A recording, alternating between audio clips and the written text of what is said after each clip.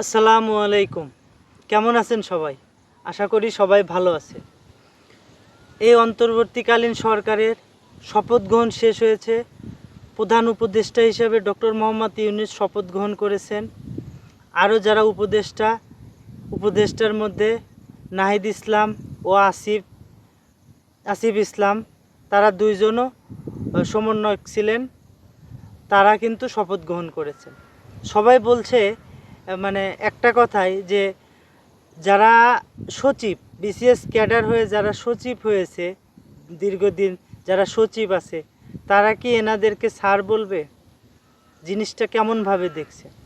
আমি একটা কথা বলতে চাই, যখন মমতাজ যখন দেশের অলিতে গলিতে নাচা গানা করতো, গান বাজনা করে, যদি মমতাজের মতো একটা মহিলা এমপি হয়ে যেতে পারে, মমতাজের মতো মহিলাকে যদি স্যার ডাকতে হয়, তো সেই জায়গা থেকে তারা শিক্ষিত, তারা ঢাকা বিশ্ববিদ্যালয়ের অধ্যয়নরত শিক্ষিত মেধাবী তরুণ। তাদের উৎকণ্ঠা, তাদের আন্দোলন, তাদের যে ত্যাগ, এই ত্যাগের বিনিময়ে কিন্তু আজ বাংলাদেশ দ্বিতীয়বারের মতো স্বাধীন হয়েছে। তাদের প্রত্যেকটা বাংলার জনগণ কিন্তু সেই কর্মসূচি পালন করেছে এবং তাদের সাথে ছিল। রিস্কাওয়ালা থেকে শুরু করে প্রত্যেকটা ছাত্র, শ্রমিক, কামার কুমার, জেলে, সবাই এই বাংলাদেশ স্বাধীন করার পিছনে তাদেরও হাত ছিল। তারাও মাঠে নেমেছিল। তারাও কিন্তু ছাত্রদের পাশে থেকে এই আন্দোলনে শরিক হয়েছে। তাহলে যারা সমাজের ভিতরে এখন বর্তমান যারা নেতৃত্ব দিচ্ছে, তো আমরা চাই যে এই তরুণ সমাজই আগামী দিনের নেতৃত্বে আসুক।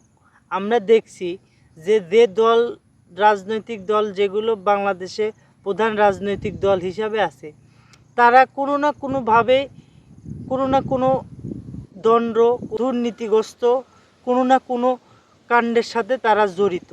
আমরা চাই যে বাংলাদেশের সুশীল সমাজ, বাংলাদেশের সাধারণ ছাত্র প্রতিনিধিরা যারা আজকে দেশ দ্বিতীয়বারের মতো স্বাধীন করেছে, আমরা চাই যে তাদের হাত ধরে নতুন একটা প্রজন্ম দেখুক, দেশে একটা ভালো গণতান্ত্রিক একটা রাজনৈতিক ফিরে আসুক।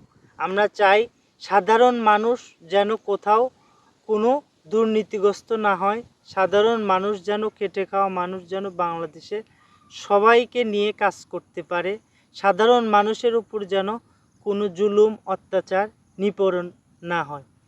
আমি সবাইকে বলবো একটা কথাই, যারা দায়িত্বে আছেন সবাইকে বলবো, আপনারা সাধারণ মানুষের হয়ে কাজ করবেন। আজকে দেখুন সাধারণ ছাত্রছাত্রীরা মাঠে নেমেছে, এত সুন্দরভাবে তারা মানে পরিষ্কার পরিচ্ছন্নতা, ট্রাফিকের দায়িত্ব পালন করছে।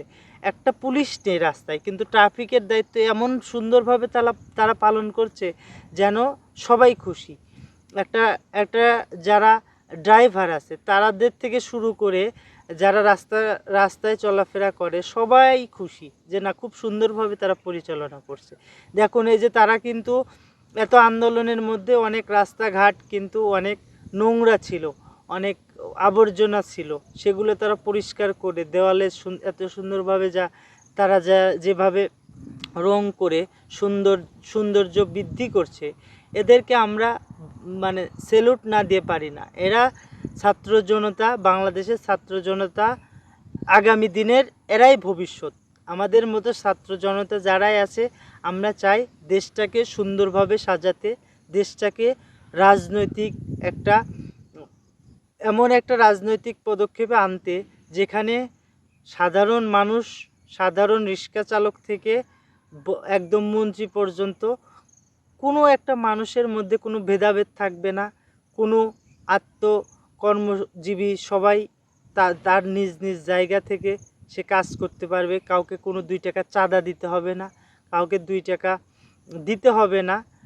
সাধারণ মানুষটা যেন, খেটে খাওয়া মানুষটা যেন এইটুকু শান্তি নিয়ে বাঁচতে পারে, এটাই আমার চাওয়া। আর সব জায়গাতে যেখানে দুর্নীতি আছে, সেই যে দুর্নীতির জায়গাগুলো আমরা সবাই থেকে মোকাবেলা করে সব দুর্নীতি বাংলাদেশ থেকে বিচ্ছিন্ন করতে চাই। আমি পাশে আছি, আপনিও পাশে থাকুন এবং সুন্দর ভবিষ্যৎ হবে আমার আপনার হাত ধরেই সুন্দর বাংলাদেশ দেখতে। সবাই ভালো থাকবেন, সাধারণ মানুষকে ভালো রাখবেন। সবাইকে ধন্যবাদ। আসসালামু আলাইকুম।